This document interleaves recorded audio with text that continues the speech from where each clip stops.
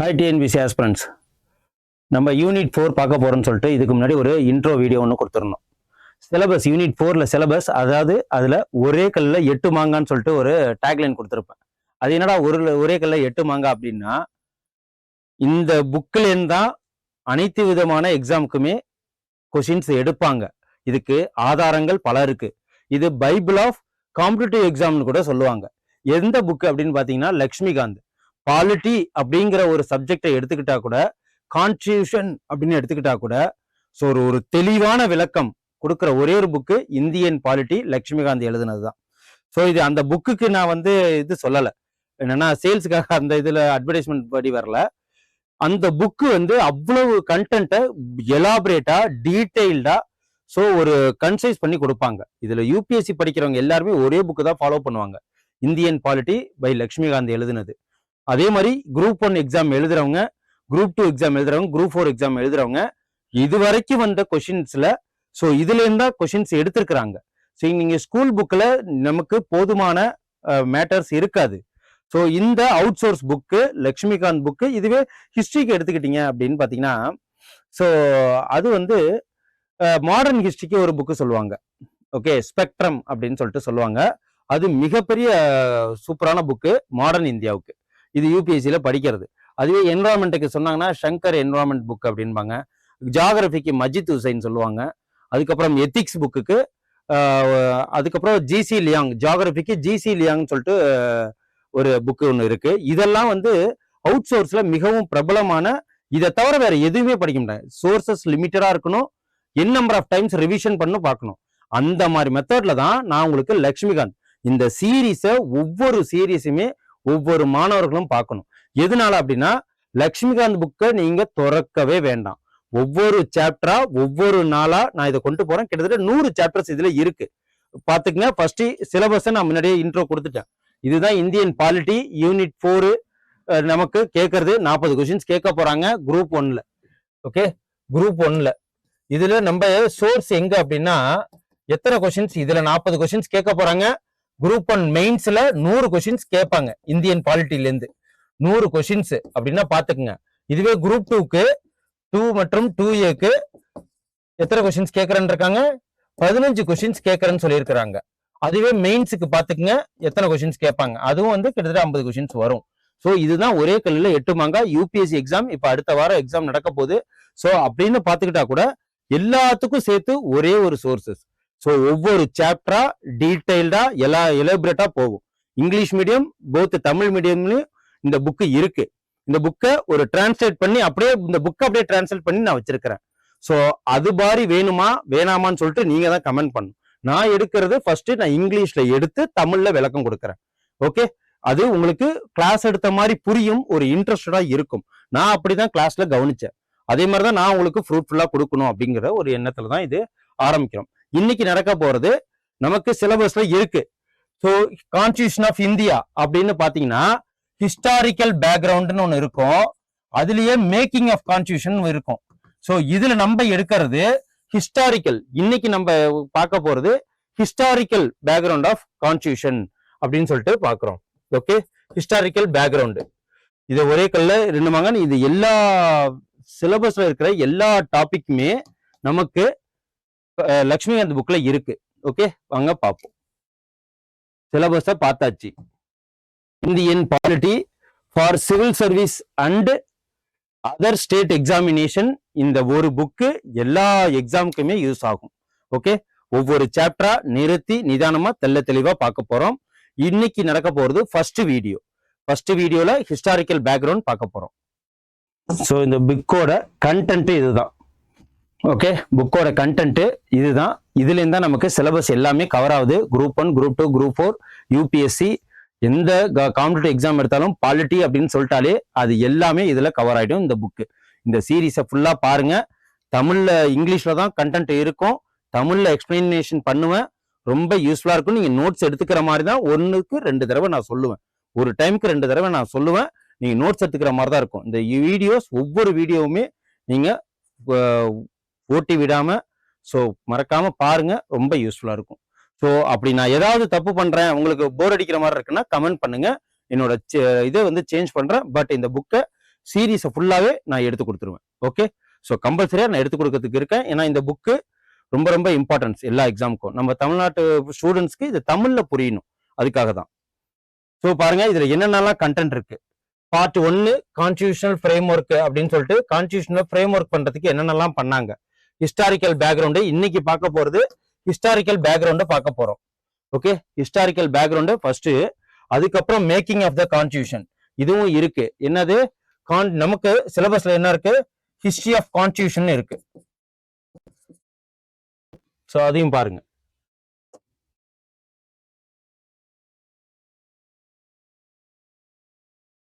Constitution of இந்தியான்னு இருக்கா, இந்த constitution of India,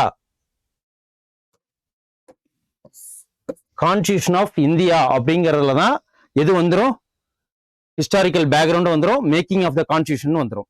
okay, so இதை தான் நம்ம இப்ப பார்க்க போறோம். Part 1 part 2. சோ உங்களுக்கு எப்படி வரும் அப்படின்னா, கான்ஸ்டிடியூஷன் ஆஃப் இந்தியா பார்ட் 1 வரும். பார்ட் 1 வந்துட்டு கீழே என்னன்னு கொடுத்திருப்பேன், historical background from Lakshmikanth book, அப்படிதான் வரும்.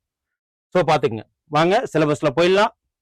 ஹிஸ்டாரிக்கல் பேக்ரவுண்டு இதுல என்ன பார்க்க போறோம் அப்படின்னா, இதுலயே 3 டைப், 2 டைப்பா இருக்கா. Company rule, first company rule, அதுக்கப்புறம் த கிரவுன் ரூல் அப்படின்னு சொல்லிட்டு சொல்லுவோம். நமக்கு எப்ப ஆட்சி ஆரம்பிக்கப்பட்டதோ, சோ அதுல இருந்து கம்பெனி ரூல்ல ஃபர்ஸ்ட் அவங்க எதுக்காக வந்தாங்க, பிரிட்டிஷ் ஃபர்ஸ்ட் இங்க வந்தது ட்ரேடு பண்றதுக்காக தான் வந்தாங்க. சோ வர்த்தகம் பண்றதுக்காக வந்து இங்க ஒரு பெங்கால்ல இருந்துகிட்டு ஃபர்ஸ்ட் ஒரு சின்ன இடத்த ஆக்குபை பண்ணி அங்க ஒரு ரைட்ஸ் வாங்கிக்கிட்டு ட்ரேடு மோனோபோலியா ஆனாங்க. அவங்க தன்னை வழிநடத்துறதுக்காக கோர்ட்டுன்னு ஒண்ணு ஆரம்பிச்சாங்க. அதுக்கப்புறம் அவங்களே வந்து ஒரு டெரிட்டரி ஆரம்பிச்சு அதுல தன்னிச்சையா இருந்தாங்க. அதுக்குன்னு சொல்லிட்டு பிரிட்டிஷ்ல இருந்து என்ன பண்ணாங்க, ஸோ ஒவ்வொரு ஆக்ட் போட்டு இங்க அவங்க ரூல் பண்ணிக்கிட்டு இருந்தாங்க. அதுக்கப்புறம் அவங்கள வழிநடத்த நிர்வாகம் பண்றதுக்கு இங்கிலீஷ் அப்படின்னு சொல்லிட்டு ஒரு சப்ஜெக்டை உள்ள கொண்டு வந்தாங்க. ஓகே, அதுதான் மெக்டொனால்டு அப்படின்னு சொல்லுவாங்க. அதுக்கப்புறம் ஒரு மியூட்டி நடந்தது. எப்படி கொஞ்சம் இருக்க இடம் கொடுத்தா கொஞ்சம் கொஞ்சமா பிடிப்பாங்களோ, அதே மாதிரி ஒரு மோனோபோலியா ஒரு பெங்கால்ல கமர்ஷியலா வர்த்தகம் பண்றதுக்கு ட்ரேட் பண்றதுக்கு கொடுத்த அதிகாரம் அவங்க கொஞ்சம் கொஞ்சமா என்ன பண்றாங்க, ஒரு ப்ராவின்ஸ், மெட்ராஸ் ப்ராவின்ஸ், அதுக்கப்புறம் அதாவது மெட்ராஸ் ப்ராவின்ஸ், பாம்பே ப்ராவின்ஸ், பெங்காலு, அப்புறம் அஸ்ஸாம்னு சொல்லிட்டு ப்ராவின்ஸை விரிவுபடுத்திட்டாங்க. ஸோ கவர்னர் ஃபர்ஸ்ட் நமக்கு இருந்தது என்ன அப்படின்னு பாத்தீங்கன்னா, ஸோ கவர்னர் ஜெனரல், அதுக்கப்புறம் கவர்னர் ஜெனரல்லாம் கிடையாது. ஃபர்ஸ்ட் பாருங்க, கவர்னர் ஆஃப் பெங்கால், பெங்கால்ல மட்டும்தான் இருந்தாங்க ஆட்சி அமைச்சிட்டு. அப்புறம் கவர்னர் ஜெனரல் ஆஃப் இந்தியாவா மாறினாங்க. அதுக்கப்புறம் வைஸ்ராயா மாறினாங்க. அதுக்கப்புறம் governor general of independent India last Lord Mountbatten லாஸ்டா இருந்தாரு. ஓகே, இப்போ ஃபர்ஸ்ட் யாரு இருந்தாங்க அப்படின்னா லார்டு வாரன் ஹேஸ்டிங். நமக்கு கொஸ்டின்ஸ் எல்லாம் ப்ரிலிம்ஸ்ல எல்லாம் பார்த்திருப்போம். ஸோ டிஎன்பிசில கொஸ்டின்ஸ் எப்படி கேட்பாங்க அப்படின்னு பாத்தீங்கன்னா ஃபேக்ட்ஸா கேட்பாங்க. ஸோ ஃபர்ஸ்ட் வைஸ்ராய் யாரு அப்படின்னு, first governor general of Bengal யாருன்னு கேட்பாங்க. Last governor general of Bengal யாரு அப்படின்னு கேட்பாங்க. அதுக்கப்புறம் நம்மள்ட்ட என்ன கேக்குன்னா, ஃபர்ஸ்ட் வைஸ்ராய் ஆஃப் இந்தியா யாரு, லாஸ்ட் வைஸ்ராய் ஆஃப் இந்தியா யாரு. ஸோ இதே மாதிரிதான் கேட்பாங்க. இதுலதான் இது ஃபுல்லாவே அனைத்து டீட்டெயில்ஸுமே இதுல இருக்கு. ஒன்னு ஒன்னா பாக்குறோம். ஃபர்ஸ்ட் நம்ம பார்க்க போறது கம்பெனி ரூல். ஹிஸ்டாரிக்கல் பேக்ரவுண்ட் நமக்கு இருக்கிறது கான்ஸ்டிடியூஷன் ஆஃப் இந்தியா அப்படிங்கிற ஒரு தலைப்புல இருக்கு. கான்ஸ்டிடியூஷன் ஆஃப் இந்தியால ஃபர்ஸ்ட்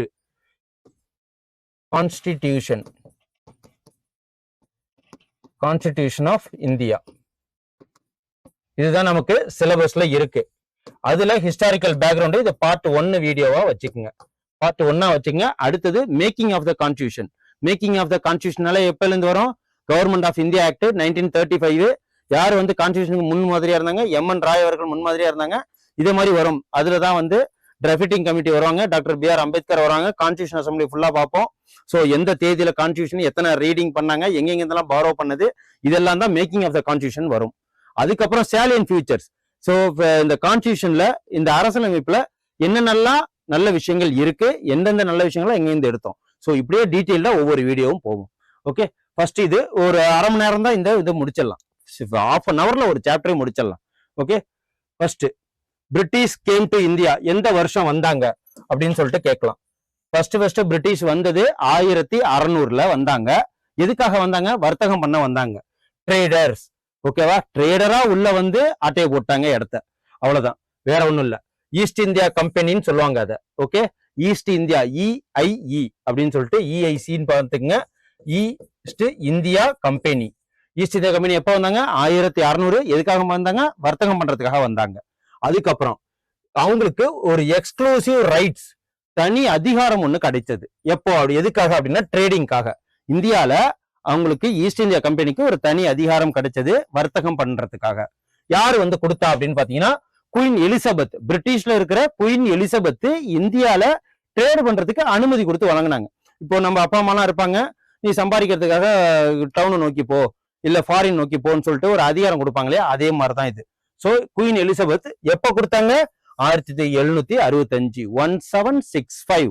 சோ இதை ரிவர்ஸா எழுதுங்க, 765 அப்படின்னு ஞாபகம் வச்சுங்க. 1765ல குயின் எலிசபெத் அவர்கள் ஈஸ்ட் இந்தியா கம்பெனிக்கு அதிகாரம் கொடுத்திருக்கிறாங்க. ஓகே, அதுதான் இது. அதுக்கப்புறம் ட்ரேடிங் ஃபங்க்ஷன் மட்டும் பண்ணிக்கிட்டு இருந்தது. ட்ரேடிங் ஃபங்க்ஷன் மட்டும் பண்ணிக்கிட்டு இருந்தவங்க 1600 இருந்து வந்து 1765 என்ன வாங்குறாங்க? திவானி ரைட்ஸ் வாங்குறாங்க. திவானி அப்படின்னா என்ன அப்படின்னா ரைட்ஸ், அதிகாரம். எதுக்கு? வரி வசூல் பண்றதுக்கு அதிகாரம் கொடுக்கறாங்க. யாருக்கு? ஈஸ்ட் இந்தியா கம்பெனிக்கு. Rights to over revenue and civil justice. Okay, civil justice அப்படின்னா என்ன அப்படின்னா பொது நீதி. ஜஸ்டிஸ்னா நீதி, சிவில்னா பொது, பொது நீதி. இப்போ அவங்க எங்க வந்து இருக்கிறாங்க? ஒரு தெருவுல இருக்காங்கன்னா அவங்க மட்டும் இருப்பாங்க. ஒரு கிராமத்துல இருக்கிறாங்க, ஒரு ஏரியானா ஒரு 4-5 கிராமத்தை சேர்த்து ஒரு இது வச்சிருக்காங்க அப்படின்னா, ஸோ ஜென்ரலா ஜமீன்தார்ஸ்லாம் வச்சிருப்பாங்க தெரியுங்களா?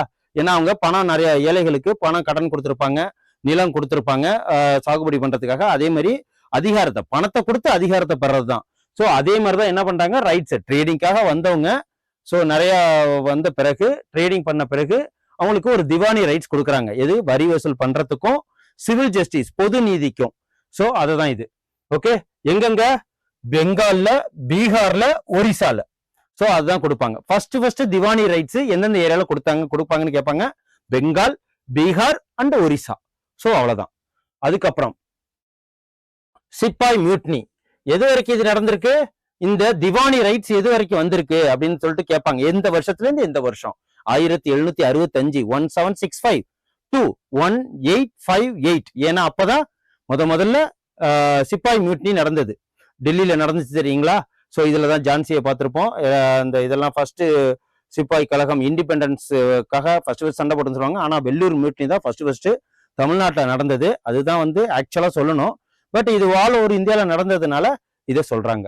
ஸோ சிப்பாய் மியூட்னி. ஓகே, இதுதான் பிரிட்டிஷ் கிரவுன் டைரக்ட் ரெஸ்பான்சிபிலிட்டி வந்தது. முன்னாடி ஈஸ்ட் இந்தியா கம்பெனிக்கு ராணி எலிசபெத் கொடுத்திருந்தாங்க. இப்போ என்ன பண்ணிட்டாங்க? ஸ்ட்ரெயிட்டா நாங்களே வந்து இந்தியாவை ஆட்சி பண்ணிக்கிறோம்னு சொல்லிட்டு ஈஸ்ட் இந்தியா கம்பெனி மோனோபோலிய அவங்க என்ன பண்ணிட்டாங்க? அவங்களே எடுத்துக்கிட்டாங்க, பிரிட்டிஷே எடுத்துக்கிச்சு. அதுதான் இது. ஸோ அவங்க அதுக்கப்புறம் 1858க்கு அப்புறம், 1858க்கு அப்புறம் 1947 வரைக்கும் பிரிட்டிஷ் இந்தியான்னு தான் பேர் இருந்துச்சு. டைரக்ட் பிரிட்டிஷ் கண்ட்ரோல்ல தான் இங்க இந்தியால ஆட்சி பண்ணப்பட்டது. ஸோ அதுதான் இது. கான்ஸ்டியூஷன் அசம்பிளியோட அதுக்கப்புறம் ஜனவரி 26, 1950 தான் இந்த கான்ஸ்டியூஷன் நிறுவப்பட்டது. அதையும் பார்த்துக்குங்க. அதுக்கப்புறம் இதுல கம்பெனி ரூல் 1773, 1858. இது யார் ரூல் பண்ணா? East India Company trade monopoly. Okay, அதையும் பார்த்துக்குங்க. அது எண்ட் ஆயிடுச்சு. இதுல யாரெல்லாம் வருவாங்க? லார்டு வாரன் ஹேஸ்டிங் வருவாங்க. அதுக்கப்புறம் லார்டு கேனிங் வருவாங்க. இதெல்லாம் பார்ப்போம். இவங்கெல்லாம் மெயினா இந்த சார்ட்டர் ஆக்ட் அப்படின்னு சொல்லிட்டு சொல்லுவாங்க. ஒழுங்கு அமைப்பு சட்டம், regulating act, bits India act, இதெல்லாம் போட்டிருப்பாங்க. அதெல்லாம் நம்ம உள்ளுக்குள்ள பார்க்க போறோம். அதுல இருந்தெல்லாம் கொஸ்டின்ஸ் வரும். அப்புறம் அந்த கிரவுன் ரூல் வந்துருச்சுனாலே கவுன்சில் ஆக்ட், ஏன்னா லெஜிஸ்லேட்டிவ் கவுன்சில் ஆரம்பிச்சிருவாங்க. அவங்களுக்காக மாத்தி ஆரம்பிக்கப்பட்டதான் லெஜிஸ்லேட்டிவ் கவுன்சில் ஆக்ட்.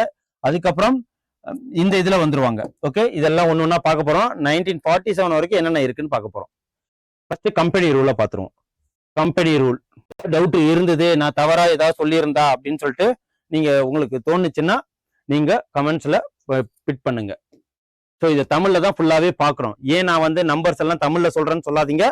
நமக்கு இந்த புக்ல இருந்தா கொஸ்டின்ஸ் வரப்போகுதுன்னு தெரிஞ்சு போயிட்டு இந்த புக்கை நம்ம தெளிவா பார்க்கணும், இதை தமிழ்ல சொல்லணும். அந்த ஒரு நோக்கத்துக்காக தான் இப்போ தமிழ்லயே எடுக்கிறேன்.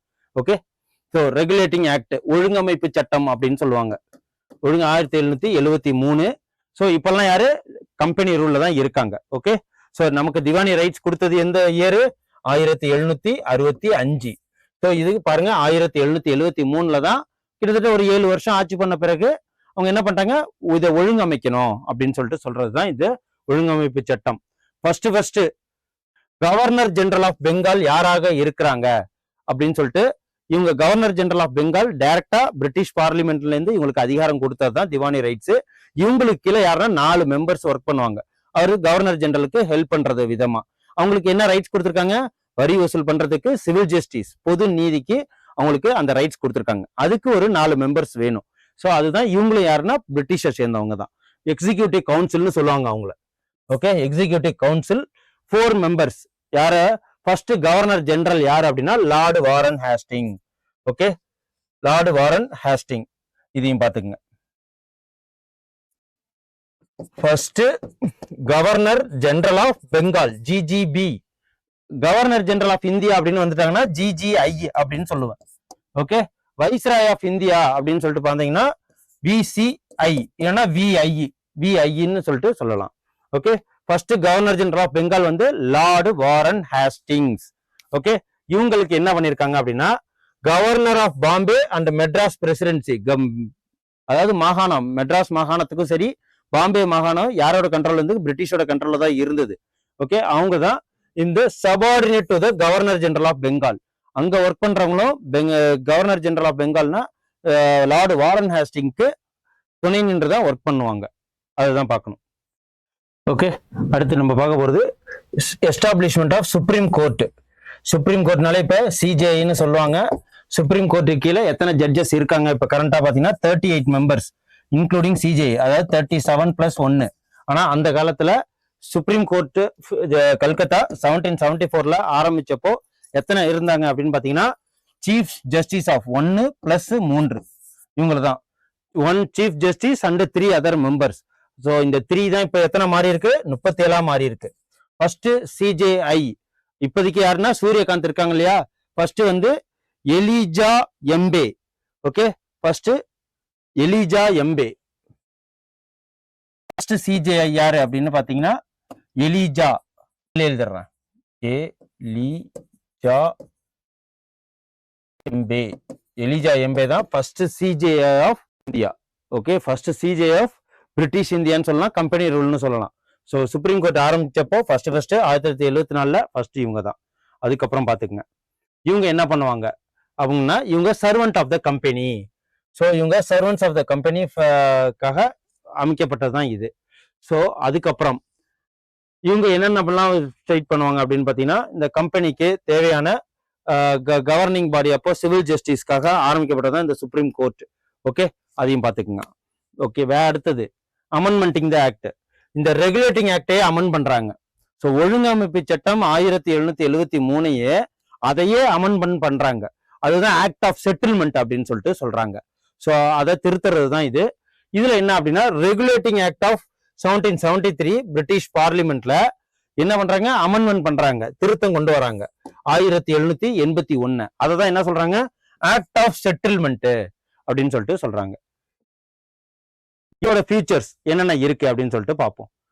ஸோ ஆக்ட் ஆஃப் செட்டில்மெண்ட்டோட என்ன அப்படின்னா கவர்னர் ஜெனரல் ஆஃப் பெங்கால், அதான் லார்டு வாரன் ஹேஸ்டிங் இருக்காங்க இல்லையா, ஸோ அவங்கள்ட்ட கவுன்சில்னா ஒரு குழு அப்படின்னு சொல்லிட்டு சொல்றோம். ஸோ இவங்களோட ஜூரிஸ்டிக்ஷன் அமைப்பு என்ன அப்படின்னு பார்த்தீங்கன்னா, ஸோ ஜூரிஸ்டிக்ஷன் சுப்ரீம் கோர்ட்டோட ஜூரிஸ்டிக்ஷன் அப்படின்னா எல்லை அமைப்பு, எல்லை கோடு அப்படின்னு கூட சொல்லலாம். ஸோ இதுதான் இவங்க என்ன பண்ணியிருக்காங்க அப்படின்னு பார்த்தீங்கன்னா jurisdiction from the supreme court and official actions. So கம்பெனிக்கும் அண்ட் சுப்ரீம் கோர்ட்டுக்கும் தனியாக பிரிச்சு கொடுத்துருக்காங்க. இதுதான் செட்டில்மெண்ட் ஆஃப் ஆக்ட்.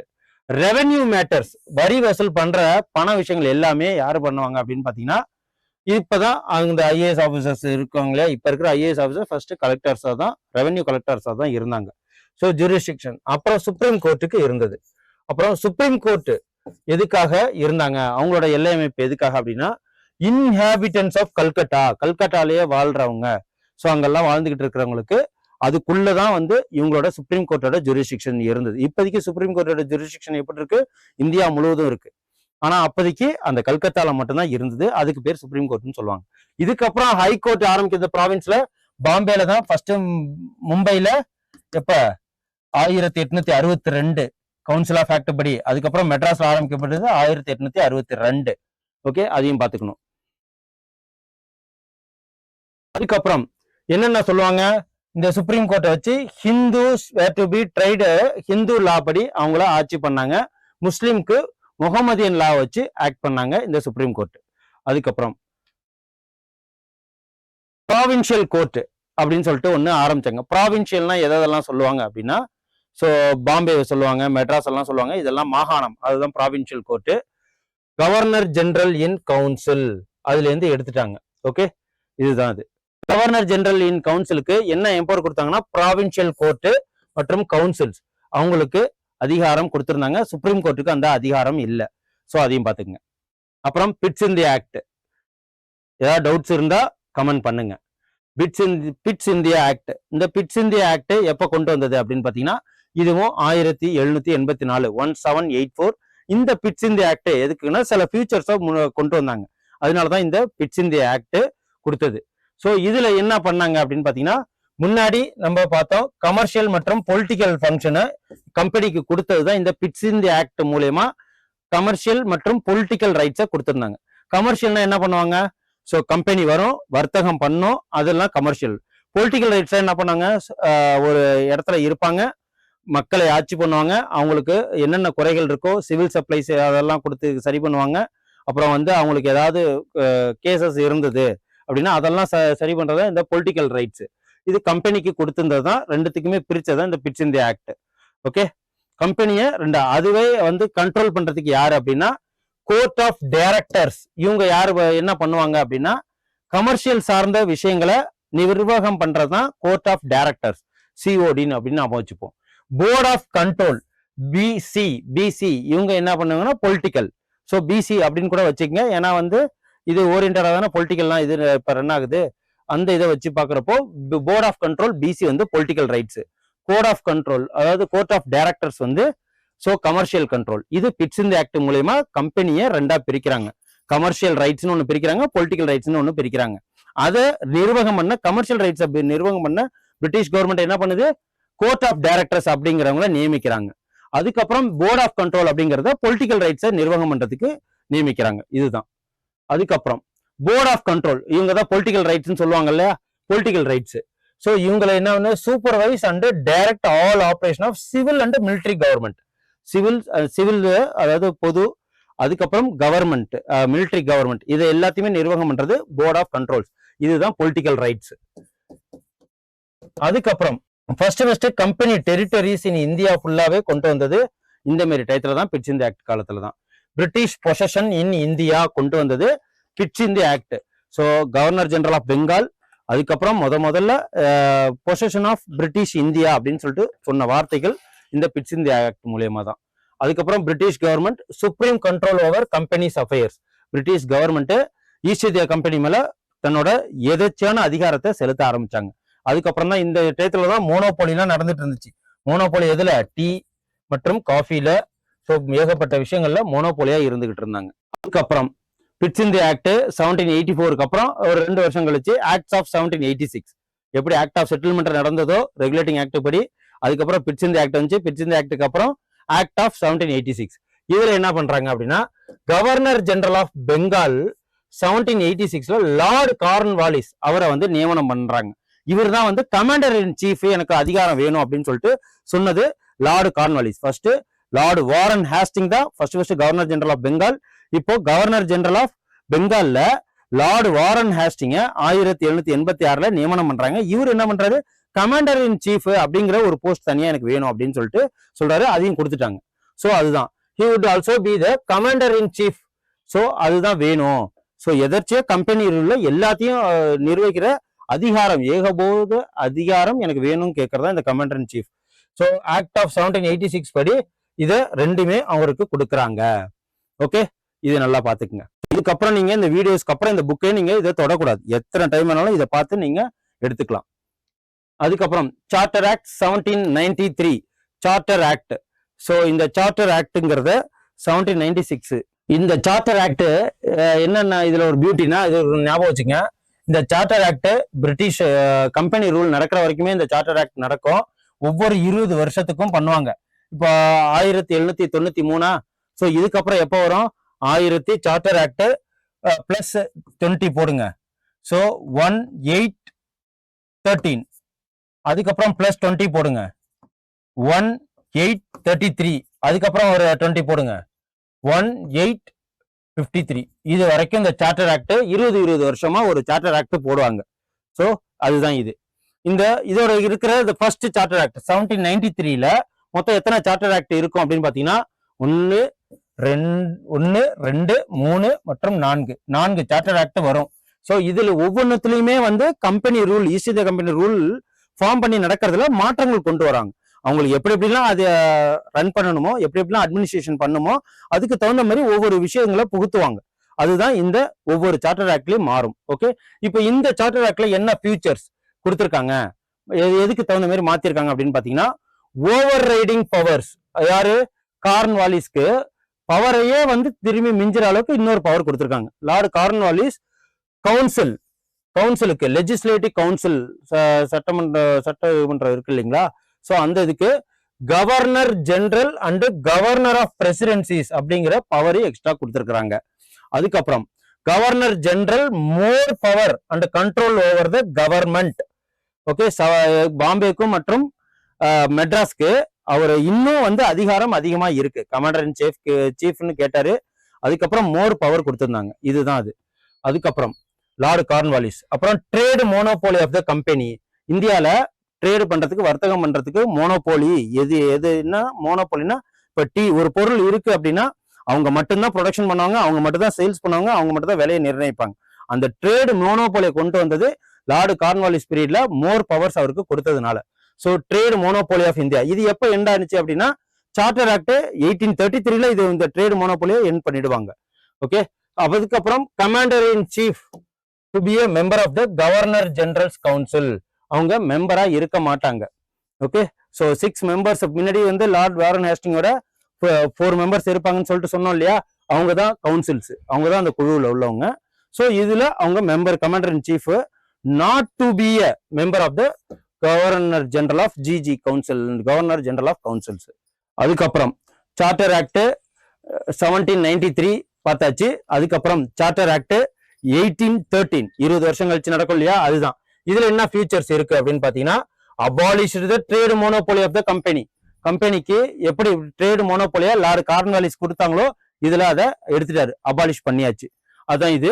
அதுக்கப்புறம் இந்தியன் ட்ரேடு, பிரிட்டிஷ் மெர்ச்சன்ட்ஸ்க்கு, பிரிட்டிஷ் மெர்ச்சன்ட் அங்க வந்து வர்த்தகம் பண்ண வருவாங்க இல்லையா வணிகர்கள், அவங்க பிரிட்டிஷ் மெர்ச்சன்ட்ஸ்க்கு இந்தியால ட்ரேட் பண்றதுக்கு எல்லாருக்குமே ஓபன் பண்ணி விட்டாச்சு. மோனோபோலி ஈஸ்ட் இந்தியா கம்பெனிக்கு மட்டும் கொடுக்காம பிரிட்டிஷ்ல இருக்கிற அனைத்து வணிகர்களுக்குமே இந்த வாய்ப்பை கொடுத்ததுதான் சார்ட்டர் ஆக்ட் 1813. இதுதான் புரிஞ்சுக்கணும். ஓகே, அதுக்கப்புறம் ட்ரேட் இன் இந்தியா டீ, அப்புறம் ட்ரேட் வித் சைனா, இது எல்லாத்துக்குமே மோனோபோலிக்கு இதுக்கு கம்பெனிக்கு கொடுத்துருக்காங்க. அப்புறம் கிறிஸ்டியன் மிஷினரிஸ் கொண்டு வந்தது இந்த சார்ட்டர் ஆக்ட் 13ல தான். கிறிஸ்டியன் மிஷினரிஸ் அவங்க வந்தாங்க மதத்தை பரப்புறதுக்கும் இங்கிலீஷ் எஜுகேஷனை கொடுக்கறதுக்கும். இப்போ மதத்தை பரப்பணும்னா அவங்க லாங்குவேஜ்ல அவங்க பேசணும். உடனே அவங்க என்ன பண்ணுவாங்க, என்னென்ன இங்க ரீஜன் லாங்குவேஜ் இருக்கோ அதை கத்துப்பாங்க.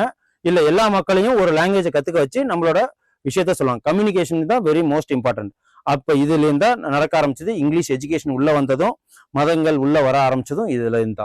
ஸோ சார்ட்டர் ஆக்ட் 1830 நம்ம இந்தியாவுக்குள்ள கிறிஸ்டியன் மிஷினரி பரவ ஆரம்பிச்சதும் இந்த டயத்துல தான்.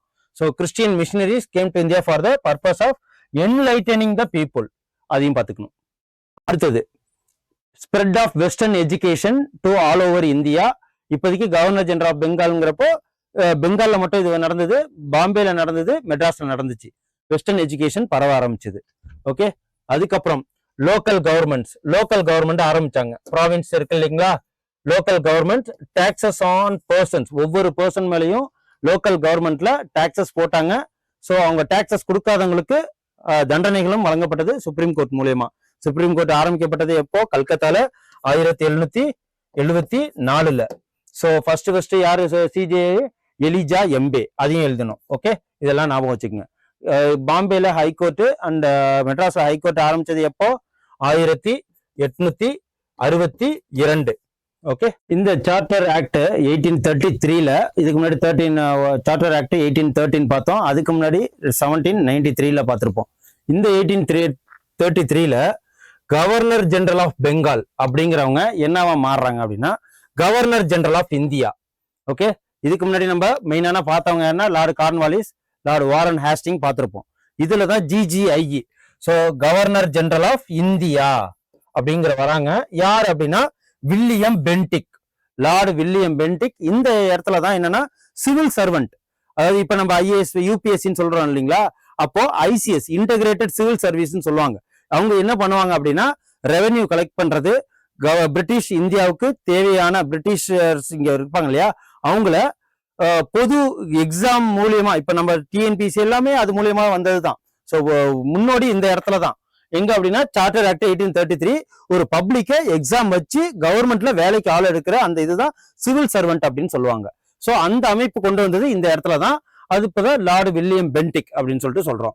So British authority to entire territorial, எங்க பிரிட்டிஷோட பொருள் எங்கெங்கெல்லாம் இருக்கோ, மெட்ராஸ், பாம்பே, அதுக்கப்புறம் அஸ்ஸாம்ல இருந்தது, ஒரிசால இருந்தது, இது எல்லாத்தையுமே முன்னாடி என்னென்ன திவானி ரைட்ஸ் கொடுத்தாங்க. ஸோ எங்கெங்க வந்து civil rights and political rights, revenue rights எல்லாம் கொடுத்தது எங்க, பீகார், ஒரிஷா, அப்புறம் பெங்கால். அதே மாதிரி இப்போ பிரிட்டிஷ் பொசிஷன் எங்கெங்கெல்லாம் இருக்கோ அங்கெங்கெல்லாம் இவங்களுக்கு கவர்னர் ஜெனரல் ஆஃப் இந்தியான்னு சொல்லுவாங்க. ஃபர்ஸ்ட் யாரு, லார்டு வில்லியம் பென்டிக், அதையும் பாத்துக்கங்க. அப்புறம் கவர்னர் ஆஃப் பாம்பே, அப்புறம் அந்த மெட்ராஸ், அதையும் வந்து அவங்களுக்கு லெஜிஸ்லேட்டிவ் பவர்னா சட்டமன்ற அதிகாரம். ஓகே, பொலிட்டிக்கல் ரைட்ஸ் அப்படிங்கிற மாதிரி சொல்லுவாங்க. சட்டமன்ற அதிகாரம் கொடுத்தது இந்த இடத்துல தான். ஸோ இதையும் பாத்துங்க, exclusively legislative power to the governor general of India.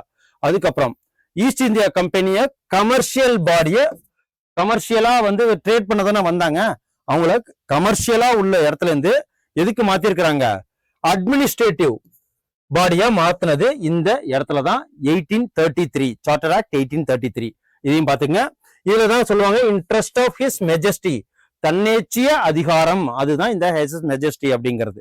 So அதுக்கப்புறம் இந்த சார்ட்டர் ஆக்ட் 1833ல தான் open the competition selection for civil servants அப்படின்னு சொல்லிட்டு சொல்றோம். சோ இதுலதான் நான் வந்து நமக்கு என்ன சொல்லிட்டு சொல்லணும்னா இன்ட்ரடியூஸ் பண்ணது 1833ல.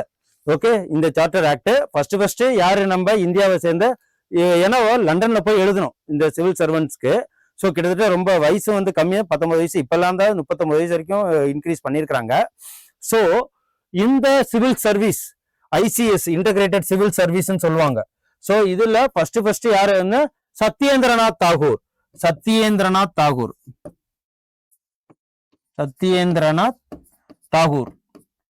இவர் யாரு அப்படின்னு பாத்தீங்கன்னா ரவீந்திரநாத் தாகூரோட அண்ணன் தான் ஃபர்ஸ்ட் இந்தியாவோட ICS ஆபீசர், 1863ல.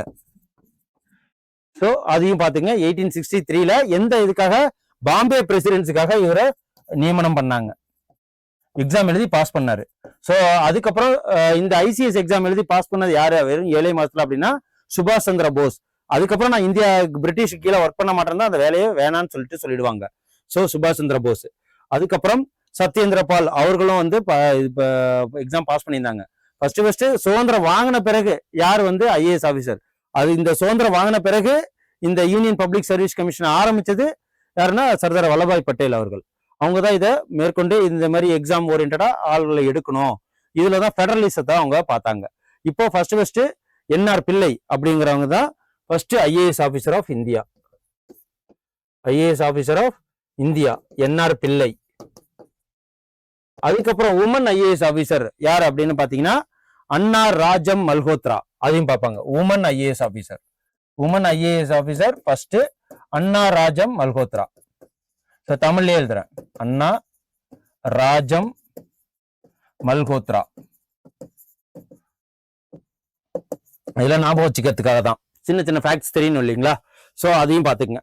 அதுக்கப்புறம் சார்ட்டர் ஆக்ட் 1853, இதுல இருந்தா அதாவது ஈஸ்ட் இந்தியா கம்பெனியோட ரோலு இந்த சார்ட்டர் ஆக்ட் 1853 முடிஞ்சிடும். அதுக்கப்புறம் சிப்பாய் கழகம் வரும். அதுக்கப்புறம் டைரக்டா பிரிட்டிஷோட பார்லிமெண்ட் என்ன பண்ணுவாங்க, இங்க வைஸ்ராய் ஆஃப் இந்தியான்னு சொல்லிட்டு ஒருத்தவங்க நியமிச்சு ஸ்ட்ரெயிட்டா பிரிட்டிஷ் கண்ட்ரோல்ல இந்தியா போயிடும். ஸோ இதுதான் இது வரைக்கும் கம்பெனி ரூல்ல இருந்தது. So last of the series charter act passed by British parliament 1793 1853. இதுல தான் பாருங்க லெஜிஸ்லேட்டிவ் அண்ட் எக்ஸிக்யூட்டிவ்னு சொல்லிட்டு ரெண்டு. இப்போ நம்ம இதுல லெஜிஸ்லேட்டிவ் அண்ட் எக்ஸிக்யூட்டிவ்னு சொல்லுவோம். இப்போ எம்எல்ஏ மக்களால் தேர்ந்தெடுக்கப்பட்டவங்களா லெஜிஸ்லேட்டிவ்ல வருவாங்க. இதுல எக்ஸிக்யூட்டிவ்ஸ் யார் வருவாங்க?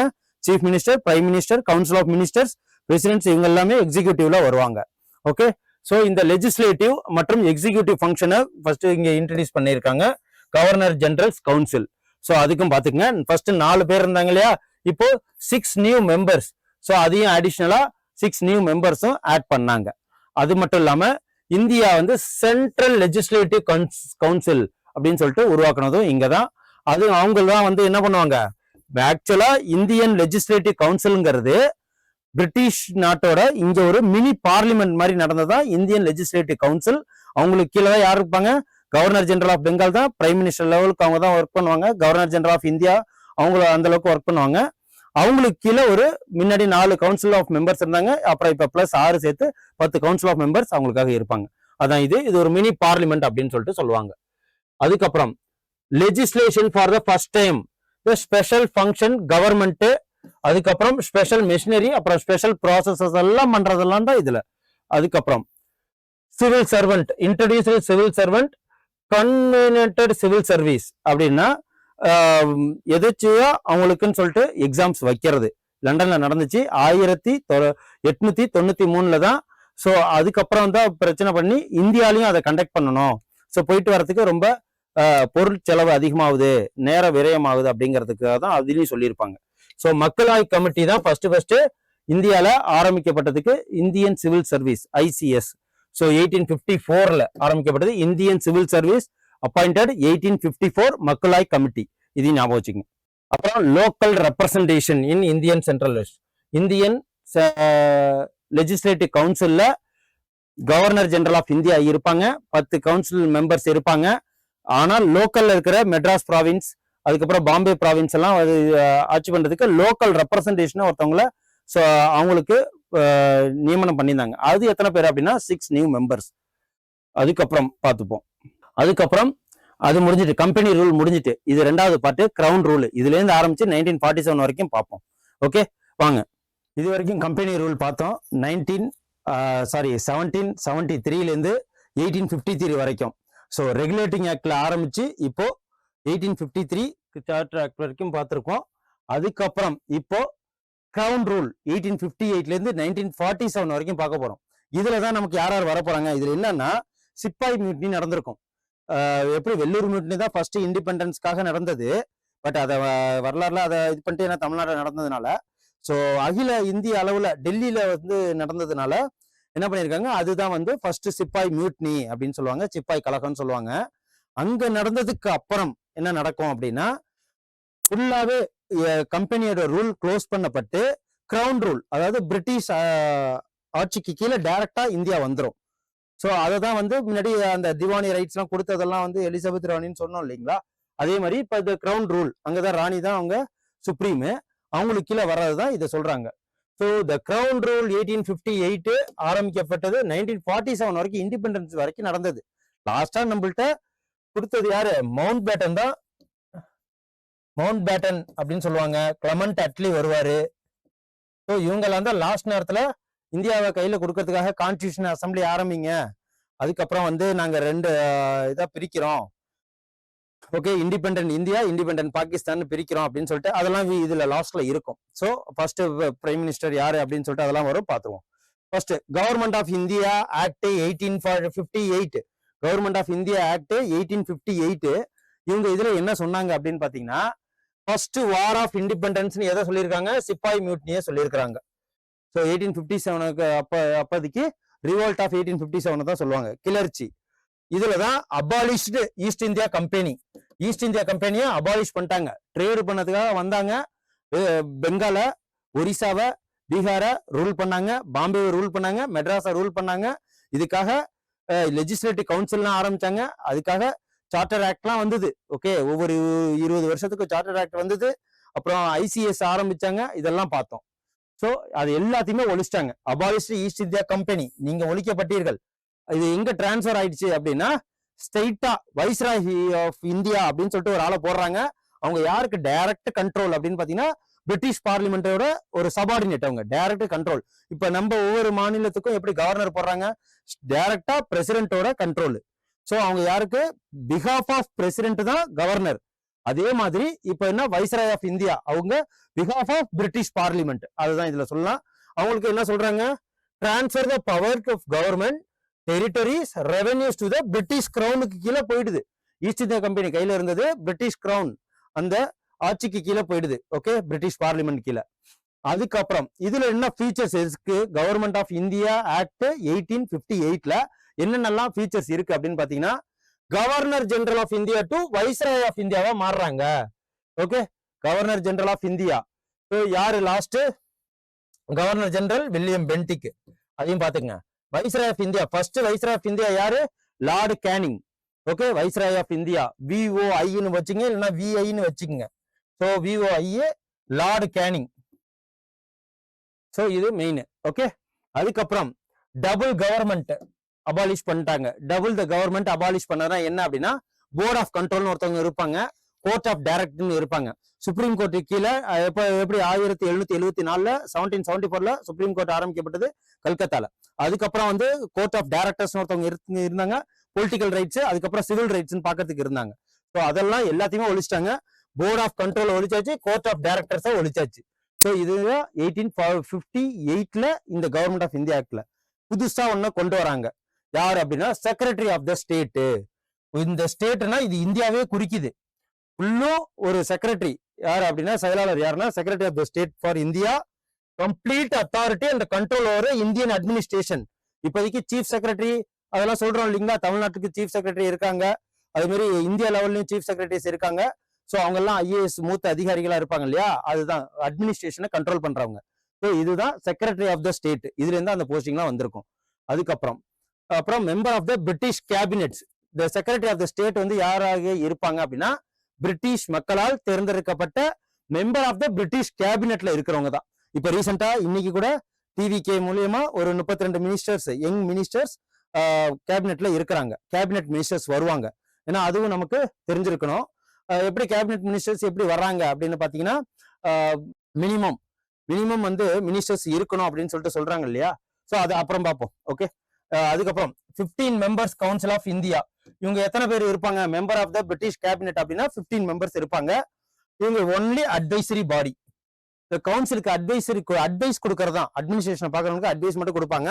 அதுக்கப்புறம் secretary made the chairman of the council, chairman இருப்பாங்க. ஓகே, ஸோ அதுக்கப்புறம் அந்த chairman state council, secretary of the state in council பாடியில corporate capable of suing and being sued, அதாவது வழக்கு தொடுக்கிறது, வழக்கு வந்து வாதாடுறது, அதை பத்தின லேண்ட் பிரச்சனைகளை தீர்க்கிறது, இது எல்லாமே உள்ளதுதான் இதுல சொல்றாங்க.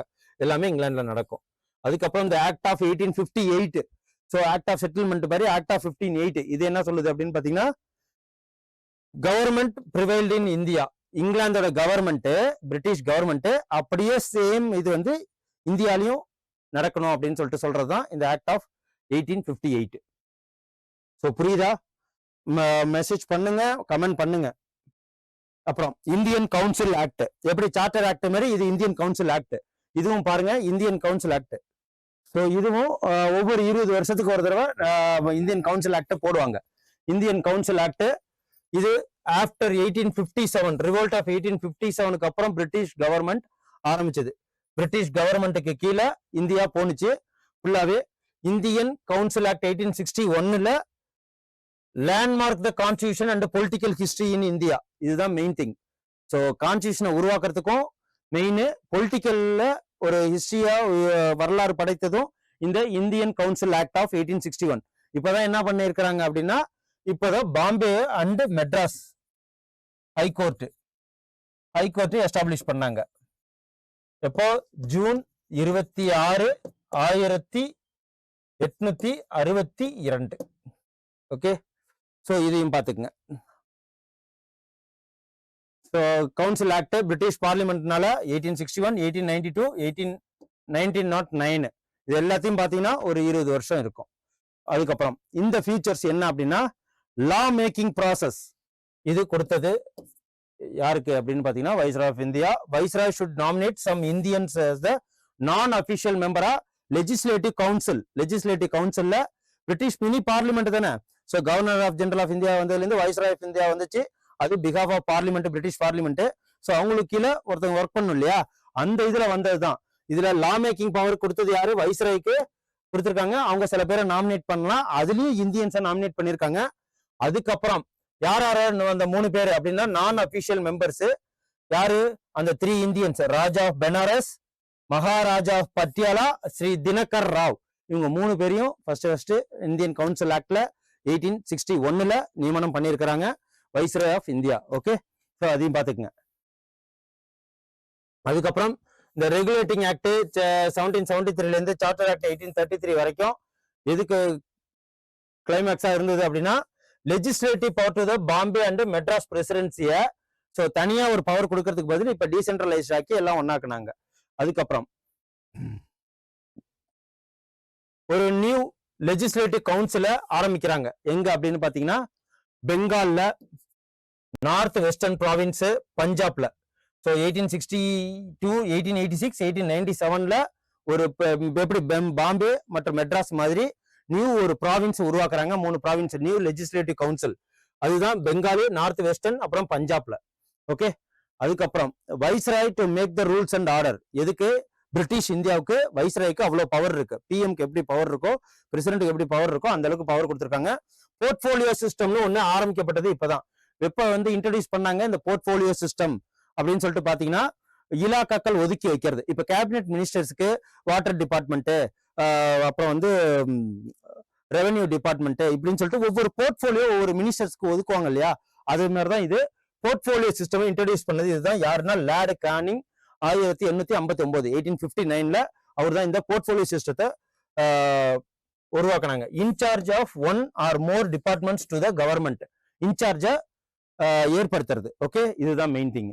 அதுக்கப்புறம் வைஸ்ராய்க்கு இன்னொன்னு இருக்கு, ஆர்டினன்ஸ் பவர். அப்படின்னா அவசர கால திட்டம், அவசர நேரம் ஆக்ட் பண்றது. ஆர்டினன்ஸ்னா ஒரு அவசர, திடீர்னு சொல்லிட்டு ஒரு டிசாஸ்டர் ஆரம்பிச்சுட்டு ஒரு பேரழிவுகள் வந்துட்டு அப்படின்னா, இப்போ கொரோனா காலங்கள் இதே மாதிரி காலங்களில் திடீர்னு ஒரு ஆர்டினன்ஸ் போடுவாங்க, அவசர கால திட்டம்னு சொல்லிட்டு.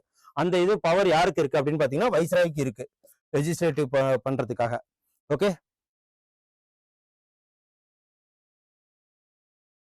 அந்த ஆர்டினன்ஸோட காலம் 6 மந்த்துக்கு தான் அதோட ஒர்க் ஆகும். ஸோ அதையும் பாத்துங்க. லார்டு கேனிங் காலங்கள்ல இந்தியன் கவுன்சில் ஆக்ட் 1861ல அந்த ஆர்டினன்ஸ் பவர் வைஸ்ராய்க்கு இருக்கு. அது எவ்வளவு காலங்கள் எடுக்கலாம் அப்படின்னு சொல்லிட்டு சொல்லுவாங்க. அந்த ஆர்டினன்ஸ் பவர் ஒன்லி 6 மந்த் தான். இதையும் பாத்துக்க. அப்புறம் இந்தியன் கவுன்சில் ஆக்ட் 1892. ஸோ இதுதான் நம்ம மாடர்ன் இந்தியா எல்லாம் பார்த்திருப்போம். இந்த ஆக்ட் அப்புறம் சிவில் சர்வெண்ட் எக்ஸாம லண்டன்ல போய் நடத்தாம இந்தியாலேயே நடத்தணும், ஏஜை இன்னும் அதிகப்படுத்தணும் அப்படின்னு சொல்லிட்டு சொல்லியிருப்பாங்க. எதனால அப்படின்னா, அங்க போயிட்டு பொருள் செலவு அதிகமாக இருக்கிறதுனாலையும் நிறைய பேரால அட்டன் பண்ண முடியாதனாலையும் அந்த ஒரு இது சொல்லியிருப்பாங்க. அப்புறம் மிலிட்ரிக்கு நிறைய அமௌண்ட் ஒதுக்குறத சிவிலுக்கு ஒதுக்கணும், மக்களுக்கு உதவுற மாதிரி அப்படின்னு சொல்லிட்டு ஏகப்பட்ட, அது மாடர்ன் இந்தியா சப்ஜெக்ட். ஓகே, இதுல என்னென்னு பார்ப்போம். So future of this act இதுல என்ன அப்படின்னா, increase the number of additional non official members. First 3 பேரை மெம்பரா இருந்தாங்க இல்லையா, ஸோ பட்டியாலா, தினகர் ராவ், ஸோ இவங்கெல்லாம் இருந்த மாதிரி இப்ப என்ன, சென்ட்ரல் அண்ட் ப்ரொவின்சியல் லெஜிஸ்லேட்டிவ் கவுன்சில்ல நான் அபிஷியல் மெம்பரை விட அபிஷியல் மெஜாரிட்டி இன்க்ரீஸ் பண்ணணும் அப்படின்னு சொல்லிட்டு சொல்லியிருக்காங்க. அதுக்கப்புறம் legislative council power to discussing the budget. So இந்தியர்களை டிஸ்கஸ் பண்றதுக்கு, கொஸ்டின் எழுப்புறதுக்கு வாய்ப்பு கேட்டு சொன்னதுதான் இந்த இந்தியன் கவுன்சில் 1892. பட்ஜெட்லாம் ஒதுக்குவாங்க, அதுல நம்ம கொஸ்டின்ஸ் கேட்கறதுக்கு. அதுக்கப்புறம் நாமினேஷன் ஆஃப் சம் நான் அபிஷியல் மெம்பர்ஸ், சென்ட்ரல் லெஜிஸ்லேட்டிவ் கவுன்சில்லையும் வைஸ்ராய்க்கு கீழே இருக்கிறவங்களையும் ஒதுக்க சொல்லியிருக்கிறாங்க. அதுக்கப்புறம் பெங்கால் சேம்பர் ஆஃப் காமர்ஸ்லயும் நியமனம் பண்ணணும் அப்படின்னு சொல்லிட்டு சொல்லியிருக்காங்க. ஓகே, அதுலதான் இந்த டிஸ்ட்ரிக்ட் போர்டு, முனிசிபாலிட்டி சேர்மன் இதெல்லாம் வந்தது. ஜமீன்தாரிஸ், சேம்பர்ஸ், யூனிவர்சிட்டிஸ், ட்ரேட் அசோசியேஷன் இவங்க எல்லாம் நியமனம் பண்றதுக்கு டைரக்ட் இல்லாம. அதுக்கப்புறம் இந்த இதுலதான் இன்டைரக்ட் ப்ரொவிஷன்ஸ் மூலமா நியமனம் பண்றது. எப்படி, நாமினேஷன்ங்கிற வார்த்தை இதுலதான் யூஸ் பண்ணியிருப்பாங்க, எலெக்ஷன் அப்படிங்கிற வார்த்தையை யூஸ் பண்ணியிருக்க மாட்டாங்க. ஸோ நாமினேஷன்ங்கிற வார்த்தை எதுல யூஸ் பண்ணிருக்காங்க அப்படின்னா, Indian penal code, Indian council act 1891ல தான் அதை யூஸ் பண்ணியிருக்காங்க. ஓகே, அதுக்கப்புறம் இந்தியன் கவுன்சில் ஆக்ட் ஆஃப் 1909 இதுலதான் கம்யூனல் அவார்டுன்னு வரும். முஸ்லீம் பாப்புலேஷன் உள்ளவங்க முஸ்லீம் ரெப்ரசன்டேட்டிவ் தேர்ந்தெடுக்கிறதுக்காக அவங்களுக்கு ஓட்டு உரிமை கொடுக்கணும். முஸ்லீமை தேர்ந்தெடுக்க முஸ்லீம் தலைவர்கள் தேர்ந்தெடுக்க முஸ்லீம்களுக்கு கம்யூனல் அவார்டுங்கிறது இங்கதான் வரும். ஸோ அதுலதான் சொல்லுவாங்க மின்டோ மார்லி ரிஃபார்ம்ஸ். இந்த மின்டோ மார்லி ரிஃபார்ம்ஸை யார் வந்து லார்டு மார்லிங்கிறவரு செக்ரட்டரி ஆஃப் த ஸ்டேட், இவர் ஒரு ஐஏஎஸ் கேடர்னு வச்சுங்களேன். லார்டு மின்டோங்கிறவர் மக்களால் தேர்ந்தெடுக்கப்பட்டவர், இவர் viceroy of India. Okay, Lord Minto இவர் தான் ஃபாதர் ஆஃப் கம்யூனல் அவார்டுன்னு கூட சொல்லுவாங்க. ஓகே, இந்த சென்ட்ரல் அண்ட் ப்ரொவின்சியல் கவர்மெண்ட்டை உருவாக்குறதுக்கு லெஜிஸ்லேட்டிவ் கவுன்சில் உருவாக்குறதுக்கு 16 பேர் இருந்தாங்க. 16ல இருந்து 60 பேரை உயர்த்தினாங்க. அதுக்கப்புறம் ப்ரொவின்சியல்ல இருக்கிற கவுன்சிலுக்கு என் நம்பர் ஆஃப் ஒரு ஆர்டரே இல்லாம 10 பேர் இருப்பாங்க, 6 பேர் இருப்பாங்க, 60 பேர் இருப்பாங்க, 600 பேர் இருப்பாங்க. அதுக்கு மாரி அந்த யூனிஃபார்மா இவ்வளவு மெம்பர்ஸ் தான் கிடையாது. சென்ட்ரல் ப்ரொவின்சியல் லெஜிஸ்லேட்டிவ் கவுன்சில்ல 16ல இருந்து 60 பேரா உயர்த்தினாங்க. இதுல இந்தியர்களும் உண்டு. அதுக்கப்புறம் ஃபர்ஸ்ட் இந்தியன் டு ஜாயின் இதுல வைஸ்ராயோட எக்ஸிகியூட்டிவ் கவுன்சில்ல ஃபர்ஸ்ட் இந்தியனை நியமனம் பண்ணாங்க. அதுதான் யாரு? சத்யேந்திர பிரதாப் சின்ஹா. ஸோ இது main. First Indian to join central viceroy executive கவுன்சில்ல யார் ஜாயின் பண்ணாங்க அப்படின்னு கேட்கலாம். So Satyendra Pratap Sinha. So first ICS officer யாரு அப்படின்னு சொல்லிட்டு சொன்னோம். ஸோ அதையும் பார்த்துக்குங்க. ஓகே, அப்புறம் கம்யூனல் ரெப்ரசன்டேஷன் இந்த வார்த்தை இங்க தான் வருது. Separate electorate. இந்த கம்யூனல் ரெப்ரசன்டேஷன் செப்பரேட் எலக்டரேஷன் வந்தது. அதாவது ரிசர்வேஷன்ங்கிறது இது மூலயமா தான் வந்தது. என்ன ஒரு இதுக்குன்னா கம்யூனல் ரெப்ரசன்டேஷன் அப்படின்னா வேற எதுவும் கிடையாது. இப்போ முஸ்லீம் சீக்கியர்கள் இருப்பாங்க, புத்தி இருப்பாங்க. அவங்க ஏரியால மெஜாரிட்டி அவங்க இருக்காங்கன்னா அவங்களாம் வந்து ஓட்டு போட்டு தேர்ந்தெடுக்கிறதுக்கு அவங்களுக்கு தனியா ஒரு கொடுக்கறது. இப்போ எக்ஸாம்பிளுக்கு இப்போ ஒரு 10 கேபினெட் மினிஸ்டர்ஸ் இருக்காங்க. அதுல ஒரு சீக்கியர், ஒரு 2-3 முஸ்லீம்ஸ் இருக்காங்க, அதுக்கப்புறம் புத்திஸ்ட் இருக்காங்க, ஹிந்துஸ் இருக்காங்க, கிறிஸ்டியன்ஸ் இருக்காங்கன்னா கிறிஸ்டியன்ஸ் ஓட்டை தூக்கி கிறிஸ்டியனுக்கு மட்டுமே போட சொல்றது. அதுல யார் பெரும்பான்மையோ அவங்களை தூக்கி வைக்கிறது. மொத்தமா ஓவராலா ஓட்டு போடுறது கிடையாது. ஸோ அந்த இதுதான் இந்த கம்யூனல் ரெப்ரசன்டேஷன் கொண்டு வந்தாங்க. இதை எதிர்த்தது காலம் தான் இந்த பூனா பேக்ட் காந்தி பண்ணது. ஸோ அதெல்லாம் பின்னாடி பார்ப்போம். இந்த கம்யூனல் ரெப்ரசன்டேஷன் செப்பரேட் எலக்டரேட், அதாவது டிப்ரெஸ்ட் கிளாஸஸ் எஸ்சி எஸ்டி இருக்கிறவங்க அவங்களுக்கு தலைவர்கள் தேர்ந்தெடுக்க அவங்களுக்கு தனி ஓட்டு, ஹிந்துஸை தேர்ந்தெடுக்கிறவங்களுக்கு தனி ஓட்டு, சீக்கியர்களை தேர்ந்தெடுக்க அவங்க மட்டும் அவங்க தனித்தனியா ஓட்டுகளை பிரிக்கிறதா இந்த கம்யூனல் ரெப்ரசன்டேஷன். ஓகே, மதவாதியா பிரிக்கிறது. Muslim members were to be elected only by Muslim voters. So இதுதான் சொல்றது. ஸோ லீகலைஸ்டு கம்யூனலிசம் சொல்றாங்க. ஃபாதர் ஆஃப் கம்யூனல் எலக்டரேட் யார் அப்படின்னா லார்டு மின்டோ. இதை கண்டிப்பா கேட்பாங்க. லார்டு மின்டோ கேட்டுக்கிட்டு இருந்திருக்காங்க, கேட்டிருக்காங்க. ஓகே, இதை பார்த்துக்குங்க. அப்புறம் government of India act 1919. Government of India act 1919 இதுல தான் டயார்கி சிஸ்டம், அதாவது மேல் சபை கீழ் சபை, ராஜ்யசபா லோக்சபா அப்படிங்கிற மாதிரி ஒண்ணு வந்தது. அதுக்கப்புறம் எலெக்ஷன்ங்கிற வார்த்தையே இதுல தான் வந்தது. Okay, cabinet central election, provincial election அப்படிங்கிற மாதிரி. ஸோ அதெல்லாம் என்னென்ன இருக்கு அப்படின்னு சொல்லிட்டு பார்ப்போம். கவர்மெண்ட் ஆஃப் இந்தியா ஆக்ட் 1919ல ஆகஸ்ட் 20, 1917 ஆகஸ்ட் 20, 1917ல பிரிட்டிஷ் கவர்மெண்ட் டிக்ளேர் பண்றாங்க. என்ன அப்படின்னா gradual introduction of responsible government in India. So கொஞ்சம் கொஞ்சமா இந்தியர்களை கிராஜுவலா உள்ள சேர்க்கறது. ஸோ இப்ப இருந்தா எலெக்ஷன்ஸ் வந்திருக்கும். அப்பதான் வந்து ஜஸ்டிஸ் பார்ட்டி மெட்ராஸ்ல ஜெயிச்சுக்கிட்டு இருப்பாங்க அப் டு 1935 வரைக்கும். அதுக்கப்புறம் தான் வந்து வந்திருக்கும். இப்ப எலெக்ஷன்ங்கிறதே இப்ப இந்தியாவுக்குள்ள இதுதான் ஸ்டார்ட். ஸோ அதான் பார்ப்போம். கவர்மெண்ட் ஆஃப் இந்தியா 1919ல 1921ல தான் இந்த மாண்டகு கிளம்ஸ்ஃபோர்ட் ரிஃபார்ம்ஸ். அது என்ன மாண்டகு கிளம்ஸ்ஃபோர்ட் ரிஃபார்ம்ஸ் அப்படிங்கிறது அப்படின்னு பாத்தீங்கன்னா டையார்கினா control over the province, central and provincial சப்ஜெக்டை கொண்டு வந்திருப்பாங்க. Provincial subject, central and provincial subject அப்படின்னு பாத்துக்கீங்க. இதுலதான் வரும் என்னது federal list, state list, concurrent list. இப்ப 7th ஷெட்யூல்ல பாக்குறோம் இல்லையா, 7th ஷெட்யூல் 264 ஆர்டிகல் 264 படி மத்திய அரசு பட்டியல் என்ன, மாநில அரசு பட்டியல் என்ன, கன்கரண்ட் லிஸ்ட் பொது பட்டியல் என்ன அப்படிங்கறதுலாம் இதுல இருக்கும். ஏன்னா அந்தந்த பட்டியலில் இருக்கிறவங்க சட்டங்களை ஆக்டா அவங்க பண்ணிக்கலாம். ஓகே, அவங்களுக்கு அதிகாரம் உண்டு. அதான் இதுல சொல்றது. ஸோ இதுலதான் சென்ட்ரலைஸ்டு அண்ட் யூனிட்டரி கொடுக்கறது லிஸ்ட், ரெஸ்பெக்டிவ் லிஸ்ட் வர்றது. ஓகே, ஸோ இதுல இருந்தெல்லாம் வந்திருக்கு. 7th ஷெட்யூல் வந்தது எல்லாமே இதுல இருந்து வந்தது தான். ஓகே, அதையும் பாத்துக்குங்க. Provincial subject, 2 parts, transfer under reserved subject. ஆட்சி முறைகள்ல டியூவல் சிஸ்டம் கொண்டு வந்தாங்க, டியூவல் கவர்னன்ஸ். ஸோ டயார்கியை கொண்டு வந்தாங்க இல்லையா, டபுள் ரூல். என்ன அப்படின்னு பாத்தீங்கன்னா இதுதான் ஃபர்ஸ்ட் டைம் பைகேமரலிசம். அப்படின்னா என்ன அப்படின்னா மேல் சபை கீழ் சபை. ஸோ இந்தியன் லெஜிஸ்லேட்டிவ் கவுன்சில்ல பைகேமரலிசம் லெஜிஸ்லேச்சரை கொண்டு வந்தாங்க. ஓகே, அதுதான் வேற ஒன்றும் இல்ல. அப்பர் ஹவுஸ் அப்படிங்கறத பைகேமரல்ல அப்பர் ஹவுஸ்ங்கிறது கவுன்சில் ஆஃப் ஸ்டேட். ஸோ இப்போதைக்கு என்ன சொன்னோம், ராஜ்யசபா எம்எல்சின்னு சொல்றாங்க இல்லையா, ஸோ அதுதான் அதாவது மெம்பர் ஆஃப் லெஜிஸ்லேட்டிவ் கவுன்சில். அதுக்கப்புறம் லோயர் ஹவுஸ், இதான் லோக்சபான்னு சொல்றோம். ஸோ இங்க என்னன்னா லெஜிஸ்லேட்டிவ் கவுன்சில்னு சொல்லுவோம், எம்எல்ஏ லெஜிஸ்லேட்டிவ் அசம்பிளின்னு சொல்லுவோம் இல்லைங்களா. ஸோ அதுதான் legislative assembly, council of state. இதுல மெஜாரிட்டி மெம்பர் எலெக்ஷன்ல தேர்ந்தெடுக்கப்படுவாங்க. அதுதான் இதுல கொண்டு வந்தது டயார்கி. ஸோ ஓட்டுங்கிறதே இப்பதான் வந்தது. அதுக்கப்புறம் 3 of the 6 members of viceroy's executive council இருந்தாங்க.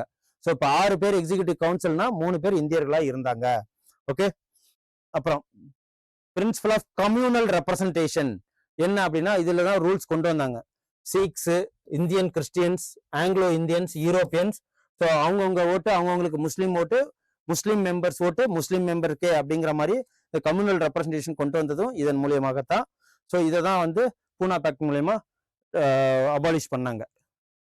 அதுக்கப்புறம் central public service commission. So இந்த 1919 தான் இந்தியன் கவுன்சில் ஆக்ட் படி சொன்னதுல சென்ட்ரல் பப்ளிக் சர்வீஸ் கமிஷன் ஆரம்பிச்சது எப்போ, 1926ல. ரிக்ரூட்டிங் ஆஃப் சிவில் சர்வெண்ட், இது ஏகப்பட்ட டிஎன்பிசி கொஸ்டின். ஸோ பாத்துக்கங்க, குரூப் 4லயும் வந்திருக்கு, குரூப் 2லயும் வந்திருக்கு, குரூப் 1லயும் வந்திருக்கு. Central public service commission 1926. இது என்னன்னா சிவில் சர்வெண்ட்டை ரெக்ரூட் பண்றது. இதுல இருந்து வந்தவங்க தான் யாரு, சுபாஷ் சந்திர போஸ் கூட.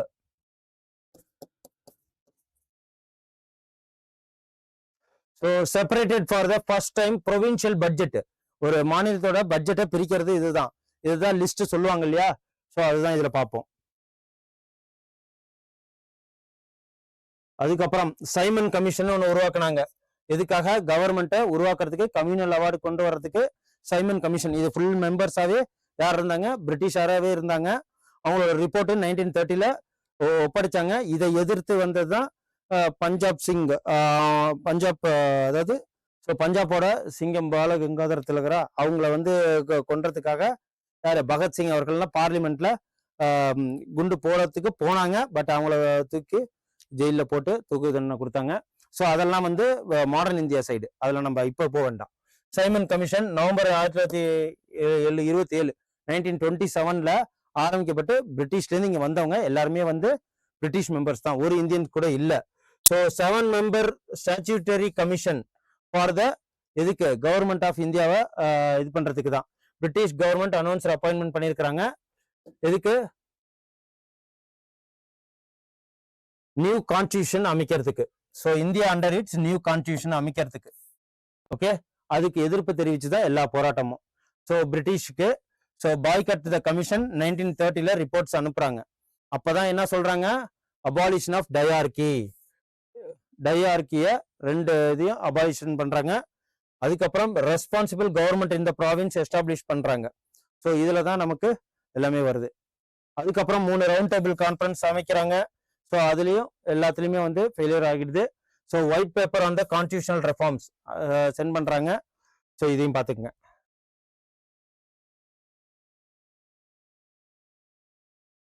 கம்யூனல் அவார்டு இதுதான் ஆகஸ்ட் 1932 ராம்சே மெக்டொனால்டுங்கிறவர் தான் பிரிட்டிஷ் பிரைம் மினிஸ்டரா இருக்கிறவரு.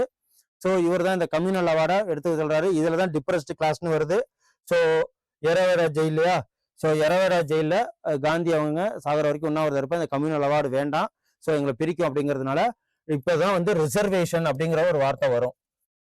ஸோ யாருக்கும் வந்து ஒப்பந்தம் நடக்கும்னா அம்பேத்கருக்கும் காந்திஜிக்கும் நடக்கிறது தான். இது என்ன சொல்லுவாங்க, பூனா பேக்ட் அப்படின்னு சொல்லிட்டு சொல்லுவாங்க. Depressed classes agreement between leader of the Congress and depressed classes 2 பேருக்கு நடந்த ரிசர்வ்டு சீட் அப்படிங்கிற ஒண்ணு உருவாக்காங்க. இந்த ரிசர்வேஷன்லாம் இப்போ வருது இல்லையா, அதுதான் இது. அதுக்கப்புறம் கவர்மெண்ட் ஆஃப் இந்தியா ஆக்ட் 1935 இதுதான் making of the constitution. Next class பார்க்க போகும்போது மேக்கிங் ஆஃப் த கான்ஸ்டியூஷன் பார்ப்பீங்க. இதுல இருந்தா அது ஃபுல்லாவே நடக்கும். ஸோ அதுதான் main thing, making of the constitution. So இதுல என்னன்னா அப்படின்னா கவர்மெண்ட் ஆஃப் இந்தியாவுக்கு 321 செக்ஷன் அண்ட் 10 ஷெட்யூல் ஏற்படுத்தினதே இதுதான். இதுலதான் லிஸ்ட் வரும். Federal list, provincial list, concurrent list, அந்த லிஸ்ட் எல்லாமே இதுலதான் வரும். இது பாத்துக்கங்க. லென்த்தி அண்ட் டீடைல்டு டாக்குமெண்டேஷன் எத்தனை செக்ஷன்? 321 section, 10 schedules. இப்போ எத்தனை ஷெட்யூல்ஸ் இருக்கு? 10 ஷெட்யூல்ஸ் தான் இருக்கு. 321 செக்ஷன்ஸ். ஓகே, இதையும் பாத்துக்குங்க. ஸோ 1935ல எத்தனை செக்ஷன்ஸ் இருக்குன்ட்டு. ஸோ இது வந்துட்டு all India federation, province and principally ஸ்டேட்ஸை தனித்தனியா யூனிட்டா பிரிக்கிறாங்க. So divide the power. Divide the power தான் சென்ட்ரல் அண்ட் யூனிட்ஸ். 3 லிஸ்ட் அதுதான் என்னென்ன அப்படின்னு பாத்தீங்கன்னா, federal list for centre 59 items, provincial list 54 items, concurrent list 36 items.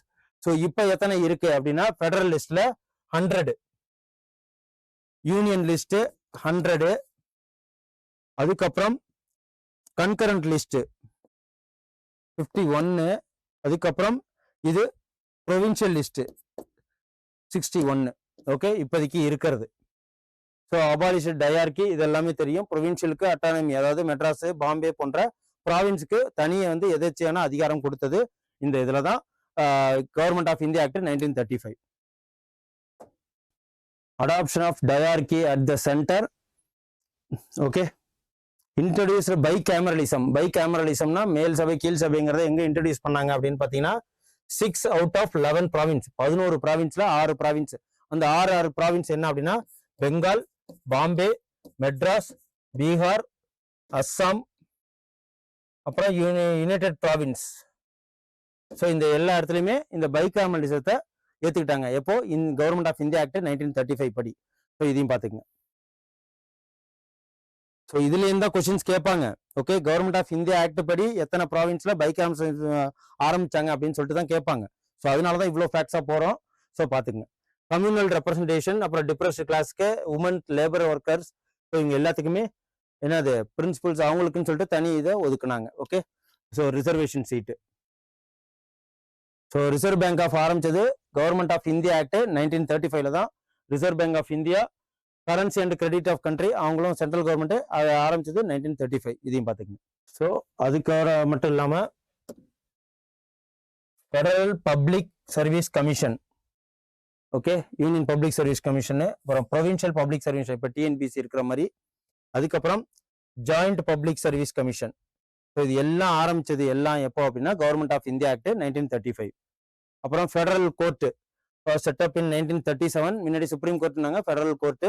So இப்போ ஆரம்பிச்சதும் 1937. அதையும் பார்த்துக்குங்க. Last but not least, India independence act 1947. இதுல தான் வந்து கான்ஸ்டியூஷன் அசம்பிளின்னு ஒன்று ஆரம்பிப்பாங்க. இதுல தான் வந்து என்ன பண்ணுவாங்க, இண்டிபெண்டன்ஸ் கொடுப்பாங்க. ஓகே, அதுக்கப்புறம் partition of Bengal, partition of India and Pakistan நடந்தது இதுல தான். ஸோ அதையும் பார்ப்போம். இதுல கிளமெண்ட் அட்லி, இவர் தான் முதல்ல prime minister of Clement Atlee அந்த டயத்துல இருந்தவர். So February 20, 1957 British rule in இந்தியாவை என் பண்ணுவோம் அப்படின்னு சொல்லிட்டு அறிவிச்சது இப்பதான். ஓகே, பிப்ரவரி 20ஓட ஜூன் 30, 1948க்குள்ள பிரிட்டிஷ் ஃபுல்லாவே நாங்க கிளம்பிடுவோம் அப்படின்னு சொல்லிட்டு சொன்னது இதுதான். ஸோ அதையும் பார்த்துக்குங்க. அதுக்கப்புறம் Muslim league, partition of the country, அவங்க தான் வந்து இப்போ கண்ட்ரியை பிரிச்சு ஆகணும், முஸ்லீம் நாடுன்னு தனியா வேணும்னு சொல்லிட்டு முகமது அலி ஜின்னா மூலயமா பார்ட்டிஷன் ஆஃப் கண்ட்ரியை கொண்டு வந்தது அவர் தான். எப்போ அப்படின்னா ஜூன் 3, 1947. ஓகே, ஜூன் 3, 1947ல இந்த கான்ஸ்டியூஷன் அசம்பிளின்னு ஒன்று ஆரம்பிக்கிறாங்க. 1946ல கான்ஸ்டியூஷன் அசம்பிளின்னு ஒன்று ஆரம்பிக்கிறாங்க. அது எப்போ வந்து பண்றாங்க அப்படின்னா, ஜூன் 3, 1947 லார்ட் மவுண்ட் பேட்டன், அவர் தான் வந்து வைஸ்ராய் ஆஃப் இந்தியாவா, லாஸ்ட் வைஸ்ராய் ஆஃப் இந்தியாவா இருக்கிறாரு. ஸோ அவர் இதெல்லாம் பண்ணது இதுதான் மவுண்ட் பேட்டன் பிளான்னு சொல்லுவாங்க. ஸோ பாகிஸ்தானையும் இந்தியாவும் பிரிச்சது மவுண்ட் பேட்டன் பிளானோட மவுண்ட் பேட்டனோட தலைமையில தான். ஸோ இண்டிபெண்டன்ட் கிடைச்சது, சாவரின் ஸ்டேட், இது எதேச்சையான நாடா மாறினது August 15, 1947. So India and Pakistan பிரிஞ்சது, பிரிட்டிஷ் காமன்வெல்த் நாடா அதை ஏத்துக்கிட்டாங்க. ஸோ ஆகஸ்ட் 14 பாகிஸ்தானுக்கு, ஆகஸ்ட் 15 இந்தியாவுக்கு சுதந்திரம் கிடைச்சது. ஓகே, கான்ஸ்டியூஷன் அசம்பிளி எதுக்கு ஆரம்பிச்சாங்க அப்படின்னா, dominions to frame adopt any constitution, follow பண்ணது இதுதான். அதுக்கப்புறம் வந்து கான்ஸ்டியூஷன் அமைக்கணும் அப்படின்னு சொல்லிட்டு இதன் மூலியமா தான் டிராஃப்டிங் கமிட்டின்னு ஒன்று ஆரம்பிச்சாங்க. ஸோ இதுல தான் டாக்டர் B.R. அம்பேத்கர் அவர்கள் தலைவராக இருந்தார். ஓகே, சேர்மனா இருந்ததும் இதுல தான். அப்புறம் செக்ரட்டரி ஆஃப் ஸ்டேட் அபாலிஷ் பண்ணது எந்த இயர்னு கேட்கலாம். அது 1947. ஸோ இதுலயும் வந்து கவர்மெண்ட் ஆஃப் இந்தியா ஆக்டிங் மாதிரி இல்லாம 1947 தான் இதெல்லாம் பண்ணியிருக்கிறாங்க. Okay, secretary of the state இதை அபாலிஷ் பண்ணியிருக்காங்க. அதுக்கப்புறம் லேப்ஸ் ஆஃப் பிரிட்டிஷ் பேராமௌன்சி அவங்களோட எதேச்சியான அதிகாரம் இருந்ததையும் அபாலிஷ் பண்ணிட்டாங்க சுதந்திரத்துக்கு அப்புறம். அதுக்கப்புறம் இந்த இதுல தான் granted freedom to the India princely states. ஒன்று ஜாயின் பண்ணிக்கலாம் யாரோட, ஒன்று இந்தியாவோட இல்லைன்னா பாகிஸ்தானோட ஜாயின் பண்ணிக்கலாம்னு சொன்னது. ஸோ இதுல தான் வந்து சர்தார் வல்லபாய் பட்டேலோட ரோல் இதுல தான் நம்ம பார்த்தோம். அதனால தான் அவர் அயன்மேன் ஆஃப் இந்தியான்னு சொல்லுவாங்க. இதுல எல்லா மாநிலத்தையும் சேர்த்து இந்தியாவுக்குள்ள சேர்த்தது, ஸோ ஒருங்கிணைத்தது யாரை போய் சேரும்னா சர்தார் வல்லபாய் பட்டேல் அவர்களால். அதையும் பார்க்குறோம். First governor general of new dominion of India யார் அப்படின்னா Lord mount pattern.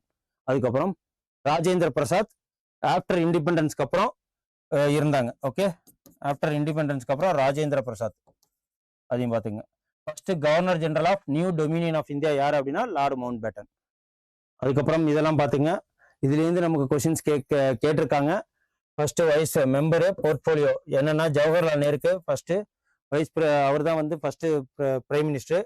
Wise president of council external affairs commonwealth relation Sardar Vallabhbhai பட்டேலுக்கு ஹோம் அண்ட் இன்ஃபர்மேஷன் ப்ராட்காஸ்டிங் கொடுத்திருந்தாங்க. Rajendra Prasad okay food and agriculture, John மாத்தாய்க்கு இண்டஸ்ட்ரி அண்ட் சப்ளை. இதெல்லாம் எப்போ அப்படின்னு பார்த்தீங்கன்னா interim government 1946 ஆரம்பிச்சப்போ. அதுக்கப்புறம் ஜக்ஜீவன் ராம் லேபரு, சர்தார் பல்தேவ் சிங், அப்புறம் Bhabha works mines and power கொடுத்துருந்தாங்க. ஸோ இதெல்லாம் பாருங்க, Rajagopalachari education and arts, Asaf Ali railway transport, Abdul Rab நிஷ்டர் post யாரு, லியாக்கத் அலி கான் ஃபினான்ஸ் மினிஸ்டர் இருந்திருக்கிறாரு. ஸோ ஜொஹீந்தர்நாத் மண்டன் லா, அப்புறம் கான் காஃபர் அலி கான் ஹெல்த்துக்கு, அப்புறம் சுன்ரிகர் காமர்ஸ். இவங்க எல்லாமே 1946 வந்த இன்டரிம் கவர்மெண்ட். ஆஃப்டர் இண்டிபெண்டன்ஸ்க்கு அப்புறம் ஒரு கவர்மெண்ட் ஃபார்ம் பண்ணாங்க இல்லையா, அதுல யார் யார் அப்படின்னு சொல்லிட்டு அதுலயும் பார்ப்போம். First cabinet for free India 1947 first cabinet. So இதுலலாம் வந்து கேட்பாங்க. ஜவஹர்லால் நேரு யாரு, ஃபர்ஸ்ட் பிரைம் மினிஸ்டர், அவங்க தான். External affairs minister, commonwealth relation, scientific research அவர் தான். Sardar Vallabhbhai Patel home information broadcasting states, இது எல்லாமே அவர் தான். Rajendra Prasad food and agriculture, Maulana Abul Kalam Azad education minister, education தந்தைன்னு கூட அவங்க சொல்றோம் இல்லையா. ஜான் மாத்தாய் பாருங்க railway and transport, Shanmugam Chetty இவங்கள தான் பினான்ஸுக்கு எடுத்திருந்தாங்க. அப்புறம் இப்ப B.R. அம்பேத்கர் லாவுக்கும், ஜக்ஜீவன் ராம் லேபருக்கும், சர்தார் பல்தேவ் சிங் டிஃபென்ஸுக்கும் நியமனம் பண்ணியிருந்தாங்க. ஸோ இதெல்லாம் பாருங்க, எல்லாத்தையும் ஒரு சின்னதா V.N. Gadgil work mines powers. Interim கவர்மெண்ட்டுக்கும் இதுக்கும் கொஞ்சம் சேஞ்சஸ் தான் இருக்கும். இந்த லிஸ்ட் அப்படியே பார்த்துக்குங்க. ஓகே, ஸோ இப்போதைக்கு ஃபர்ஸ்ட் பார்த்துருக்கோம் கான்ஸ்டியூஷன். அந்த சிலபஸ்ல வர்றபடி ஃபர்ஸ்ட் நம்ம இப்போ பார்த்துக்கிறது பார்ட் 1 தான். அடுத்து நமக்கு மேக்கிங் ஆஃப் த கான்ஸ்டியூஷன் இருக்கு. இது ஹிஸ்டாரிக்கல் பேக்ரவுண்ட் மட்டும் தான் பார்த்துருக்கோம். Next making of the constitution பார்த்துட்டு நெக்ஸ்ட் ஃபர்தரா ஒவ்வொரு சாப்டரா போயிடும். ஸோ இதே மாதிரி யூஸ்ஃபுல்லான வீடியோஸ் பார்க்கறதுக்கு எங்க சேனலை சப்ஸ்கிரைப் பண்ணுங்க, கமெண்ட் பண்ணுங்க. நன்றி, வணக்கம்.